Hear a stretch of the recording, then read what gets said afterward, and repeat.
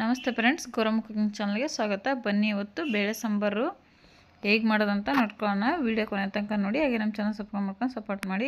ತುಂಬ ಈಜಿ, ಬೇಗ ಕೂಡ ಆಗುತ್ತೆ. 10 ನಿಮಿಷ ಸಾಕು ಈ ಸಾಂಬಾರು ಮಾಡೋಕ್ಕೆ. ಮತ್ತು ಇಡ್ಲಿ ರೈಸ್ ಜೊತೆ ಎಲ್ಲ ತುಂಬ ಚೆನ್ನಾಗಿರುತ್ತೆ. ಒಂದ್ಸತಿ ಟ್ರೈ ಮಾಡಿ ಅಂತ ಹೇಳ್ತಾ ಬನ್ನಿ ವಿಡಿಯೋ ಸ್ಟಾರ್ಟ್ ಮಾಡೋಣ. ಇಲ್ಲಿ ನೋಡ್ಬೋದು, ಒಂದು ಬೌಲ್ ನಾವು ಬೇಳೆ ತೊಗೊಂಡಿದ್ದೀವಿ. ಇದನ್ನು ವಾಶ್ ಮಾಡ್ಕೋಬೇಕು. ಒಂದು 5ರಿಂದ 6 ಹಸಿಮೆಣಸಿನಕಾಯಿ ಮುರಿದ್ಬಿಟ್ಟು ಹಾಕ್ಕೊಂಡಿದ್ದೀವಿ. ಒಂದು ಈರುಳ್ಳಿನ ಕಟ್ ಮಾಡಿ ಹಾಕ್ಕೊಂಡಿದ್ದೀವಿ. ಮತ್ತು ಕೊತ್ತಂಬರಿ ಸೊಪ್ಪು, ಒಂದು 3 ಟೊಮೊಟೊನ ಕಟ್ ಮಾಡಿ ಹಾಕ್ಕೊಂಡಿದ್ದೀವಿ. ಒಂದು ಅರ್ಧ ಸ್ಪೂನಷ್ಟು ಜೀರಿಗೆ ಹಾಕ್ಕೊಂಡಿದ್ದೀವಿ. ಒಂದು ಅರ್ಧ ಸ್ಪೂನಷ್ಟು ಅರಶಿನ, ರುಚಿ ತಕ್ಕಷ್ಟು ಉಪ್ಪು ಹಾಕ್ಕೊಂಡಿದ್ದೀವಿ.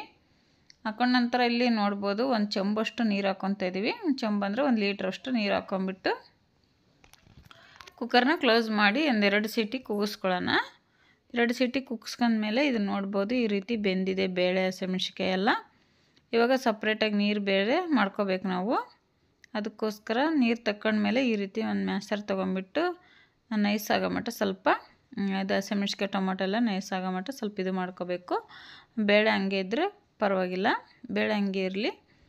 ಇದಿಷ್ಟೇ, ಹಸಿಮೆಣಸಿನಕಾಯಿ ಟೊಮೊಟೊನ ಸ್ವಲ್ಪ ಮಸ್ಕೊಂಬಿಟ್ಟು ಈ ರೀತಿ ಎಲ್ಲದನ್ನೂ ಮಿಕ್ಸ್ ಮಾಡ್ಕೊಂಬಿಟ್ಟು ಇಲ್ಲಿ ಸ್ಟವ್ ಹಚ್ಚಿಬಿಟ್ಟು ಮತ್ತೆ ಒಂದು ಬಾಣಲೆ ಬಿಸಿ ಇಟ್ಟಿದ್ದೀವಿ ಒಗ್ಗರಣೆಗೆ ಹಾಕ್ಕೊಳ್ಳೋದಕ್ಕೆ. ಬಾಣಲೆ ಬಿಸಿ ಆದ ನಂತರ ಎಣ್ಣೆ ಸೇರಿಸ್ಬಿಟ್ಟು ಈಗ ಒಂದು ಅರ್ಧ ಸ್ಪೂನಷ್ಟು ಸಾಸಿವೆ, ಒಂದು ಅರ್ಧ ಸ್ಪೂನಷ್ಟು ಜೀರಿಗೆ, ಒಂದು ಒಣಮೆಣಸಿನಕಾಯಿ ಕಟ್ ಮಾಡಿ ಹಾಕ್ಕೊಂಡಿದ್ದೀವಿ. ಇದು ಒಗ್ಗರಣೆಗೆ. ಒಂದು ಬೆಳ್ಳುಳ್ಳಿ ಕೂಡ ಜಜ್ಜಿಬಿಟ್ಟು ಹಾಕ್ಕೊಂಡಿದ್ದೀವಿ.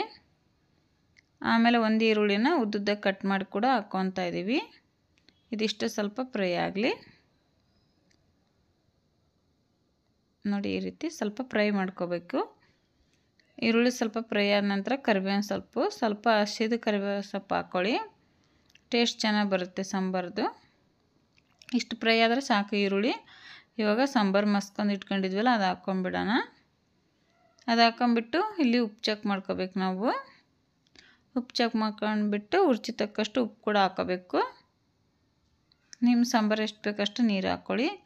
ನಾವು ಸಾಂಬಾರು ಜಾಸ್ತಿ ನೀರು ಹಾಕಿಲ್ಲ, ಈ ಕ್ವಾಂಟಿಟಿಯಲ್ಲಿ ಮಾಡ್ತಾಯಿದ್ದೀವಿ. ಇವಾಗ ರುಚಿ ತಕ್ಕಷ್ಟು ಉಪ್ಪು, ನಾವು ಬೇಳೆ ಬೇಯುವಾಗ ಕೂಡ ಉಪ್ಪು ಹಾಕಿದ್ವಿ, ಇವಾಗ ಒಂದು ಸ್ವಲ್ಪ ಹಾಕ್ಕೊಂಡಿದ್ದೀವಿ. ಉಪ್ಪು ಕಮ್ಮಿ ಅನಿಸ್ತು, ಅದಕ್ಕೋಸ್ಕರ ನೋಡ್ಬೋದು. 10 ನಿಮಿಷ ಸಾಕು ಈ ಸಾಂಬಾರು ಮಾಡೋಕ್ಕೆ. ತುಂಬ ಈಜಿ, ಬೇಗ ಕೂಡ ಆಗುತ್ತೆ. ಒಂದ್ಸಲ ಟ್ರೈ ಮಾಡಿ ನೋಡಿ, ಟೇಸ್ಟ್ ಕೂಡ ಹಂಗೆ ಇರುತ್ತೆ. ವಿಡಿಯೋ ಕೊನೆ ತನಕ ನೋಡಿದ್ದಕ್ಕಾಗಿ ಎಲ್ಲರಿಗೂ ಧನ್ಯವಾದಗಳು. ಸಬ್ಸ್ಕ್ರೈಬ್ ಮಾಡ್ಕೊಂಡು ಸಪೋರ್ಟ್ ಮಾಡಿ.